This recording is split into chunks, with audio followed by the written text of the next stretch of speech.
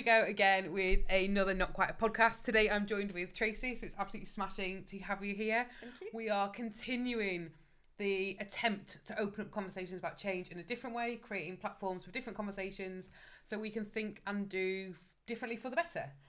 So Tracy, lovely to have you. You are a change manager by craft, mentor probably by spirit, and mum to will. Yes. And it's absolutely cracking to have you here. Now, what we're going to do is take on the challenge of the role of mentoring within our world and specifically within change. So, you know, from my experience, you know, if you look across sort of like LinkedIn as a landscape, we'll be told that coaching is where the gigs are at. Everyone needs a coach. If you're not being coached, you're not winning. Where does mentoring fit into that? What's the difference between coaching and mentoring?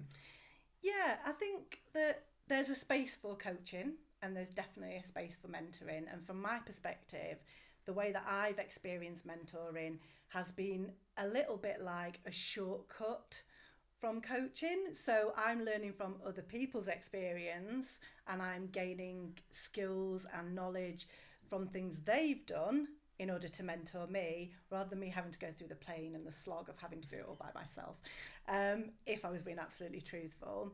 But I do have had experience of having coaches and a coach helping me to think through problems for myself and come up with my own solutions.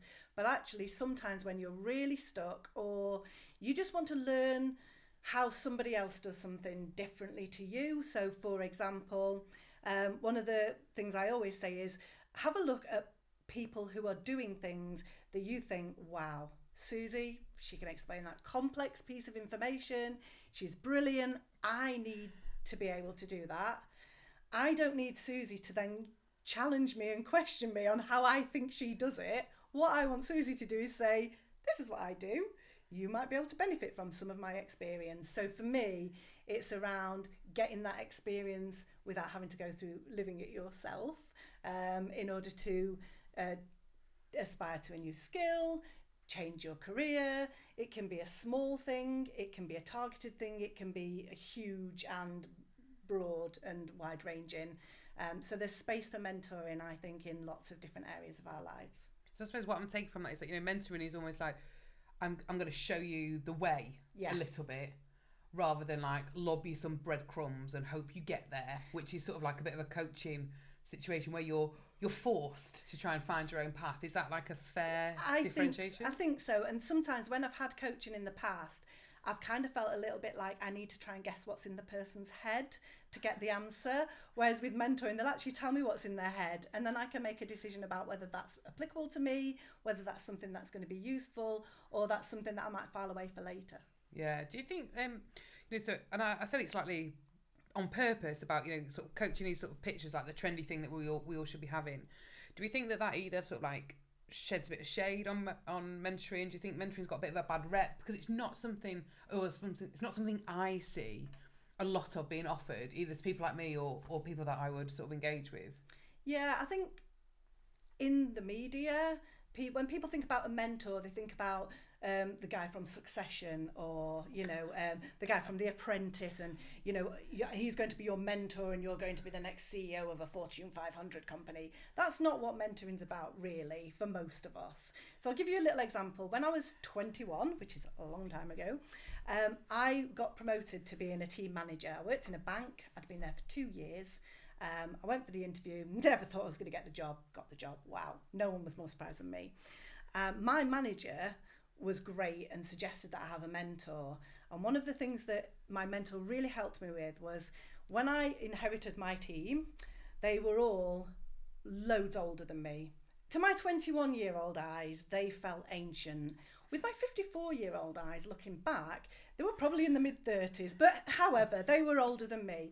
And they all had significantly more experience than me. I'd been there 2 years, or 2 minutes, as they would say.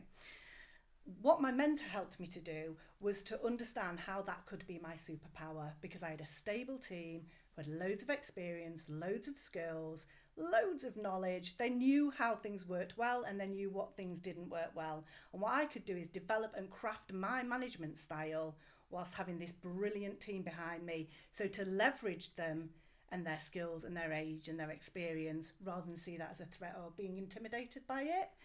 And I've carried that through my whole career. So to use the people in the room, I don't have to be the smartest person in the room. I don't have to know everything. If I can have my team providing me with that support, that's going to make me a better manager and a better performer as well.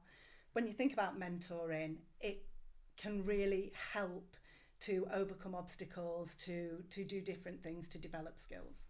Amazing. I think so. There's an organisation that I know of called We Are OCO that do almost, well, it's reverse mentoring, and what they try and do is they find organisations that I suppose maybe are typical in their makeup, and I'll say, you know, a group of white middle class males who are trying to make decisions that extend beyond white middle class males, and they partner them with younger people, and that could be anything from, you know, sort of like 18 plus, and they'll be from diverse backgrounds and sort of outskirts of London, and will have a really different lived and experience of where they are and what they're doing, and they bring them together in an active partnership to create that diversity of thought and to challenge. And I think I really like the idea of almost the reverse mentor, because there's this concept, I think, and maybe it's a perception rather than a reality, that in order to mentor, you should be older or more experienced than the person you are mentoring. So it almost feels a bit downward. But actually, I think some of my best experiences have been that peer-to-peer moment, or where someone's course corrected because they're mentoring from a different point of diversity from where I'm sat, you know, me top to toe Marks and Spencer's. You know, and sometimes I think we don't see that as mentoring. We sort of just, you know, it just happened. Absolutely. Mentoring is a two-way relationship. It's not about one person bestowing their knowledge on somebody else. So I'm old. I have had a certain level of experience in my life, but I haven't experienced everything. I haven't lived everywhere. I haven't had the background. I grew up without technology. So I'm not a techno baby. I don't know everything about technology. I don't know a lot about social media. I don't understand the pressures that brings for people. So when you're mentoring, not only are you passing on your experience, but you're learning things that you would otherwise potentially have no information about. You can gain experience from other people's lived experience as well. And that doesn't mean they have to be older than you. They can be the same age as you. They can be younger than you. If they will have something that you don't know about, be that in a professional sense, so they might have worked in a different sector, different industry, or in a different part of your business, or they might just have lived in a different part of the world or a different part of the country or had a different background, and you will learn from that as a mentor as well. And that's why I think mentoring is so great, because it's not a coach coaching another person. It's about you having a shared experience and learning from each other. I love that, and I think that sort of conveniently plays nicely into, I suppose, you know, the world of change, in terms of how do we bring those people together to have those conversations for better, different, you know, outcomes that weren't planned or weren't sought for because we weren't having those conversations. So how can mentoring play an active role in either somebody, whether it's an organisation creating change or somebody navigating change? Like, where does that mentoring voice come into it? I think there's two ways that mentoring sort of really plays into change. So it could be, like you say, the change is being imposed, and therefore a mentor can really help support somebody to understand how they might benefit from that change, or how they might navigate that change in the best possible way. I've done work with individuals. When I worked at a university, we seemed to have constant change at the university, constant structural change, which seems to be the way in higher education.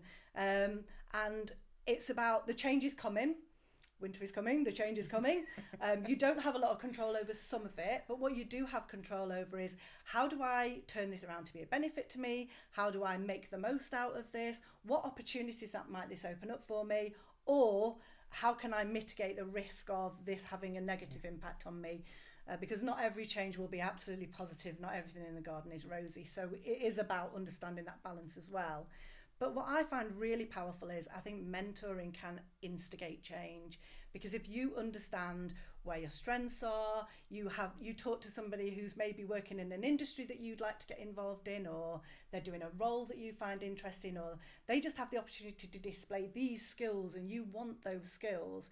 By going through that mentoring relationship, you can absolutely sometimes drive change for yourself. So it's a bit two-way, really, and I think mentoring can play a part in both of those instances. Yeah, I think it's when we do lots of our workshops and when we work with organisations, we often talk about opening windows and holding up mirrors. Yeah. And somebody far probably better equipped came up with the idea and the concept, but it's and I see a lot of that resonates in sort of what you're saying about mentoring. It's that ability to say, this is where you are. like it's that moment of reflection, Yeah. but then it's somebody else, you know, opening the window to go, and this is where you could go. So it creates some of those opportunities that you probably, well, you weren't looking for, stopped looking for, or never thought to look for. Yeah. Because you see somebody else able to hold it in a different way. So now we've sold mentoring to everybody. how do you go about becoming a mentor? How do you create that relationship, or how do you seek that relationship? I think for me, the more important thing is why. Why would you be a mentor? And we've touched on this, haven't we? We've talked about how it can be mutually benefit for each person, the mentor and the mentee. They're really mentoring each other. Why would you want why would an organisation want to have a mentoring culture? Because absolutely it is a growth culture. It will help people develop. It will help people learn from each other. It strengthens that network that people have within an organisation. And I think for me that there is nothing more joyful than seeing somebody that you've been mentoring or you're in a mentoring relationship with achieve that thing, achieve their why, the thing that they came to talk to you about, or the thing that they first instigated a conversation with you, and they do it. It's just amazing. You feel so like, yeah, it's on another world. It's invaluable. That sort of like that absolute power that you have to help somebody to achieve something that they really want to achieve. It's so rewarding. It really is. And I think for me, being mentored and having mentored other people, there's really a lot of reward and a lot of reason, a lot of feedback that you get from having that relationship. Oh, incredible. I think, you know, this is a great pitch for anyone who wants to do differently in terms of whether that's change, which is, you know, very, very much my bag, whether it is career, whether it is home, the ability to seek a different set of shoulders to share some of the load and share some of those opportunities is a step change that most of us could probably do with at least once a week, if you ask me. Amazing. Thank you so much for joining us, Tracy. It's been absolutely cracking to have you, and we will see everybody soon. Thank you.